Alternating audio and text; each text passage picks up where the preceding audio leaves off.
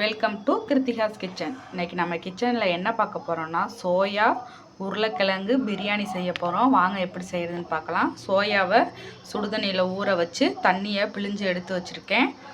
உருளைக்கிழங்கு அரிஞ்சு வச்சுருக்கேன். புதினா, மல்லி, தயிர், மல்லித்தூள், கறி மசால், உப்பு, மிளகாய்த்தூள் இதெல்லாம் சேர்த்து நம்ம ஒரு 10 நிமிஷம் ஊற வைக்க போகிறோம். வாங்க. 2 கரண்டி தயிர் சேர்த்து கலந்துக்கலாம். இது நல்லா ஊறட்டும். இப்போ தாளிக்கிறதுக்கு மசாலா அரைச்சிக்கலாம். பட்டை, கிராம்பு, ஏலக்காய், இஞ்சி, பூண்டு ரெண்டையும் சேர்த்து அரைச்சிக்கலாம். இஞ்சி பூண்டெல்லாம் அரைச்சிட்டு வந்தாச்சு. இப்போ பிரியாணியை தாளிச்சிக்கலாம். வெங்காயம், தக்காளி, பச்சை மிளகாய், எண்ணெய் சேர்த்துருக்கேன். இப்போ வெங்காயத்தை சேர்த்துக்கலாம். அந்த மசாலா சூப்பராக சோயா உருளைக்கிழங்கு பிரியாணி ரெடி. பிடிச்சா லைக் பண்ணுங்கள், ஷேர் பண்ணுங்கள், சப்ஸ்கிரைப் பண்ணுங்கள். தேங்க்யூ.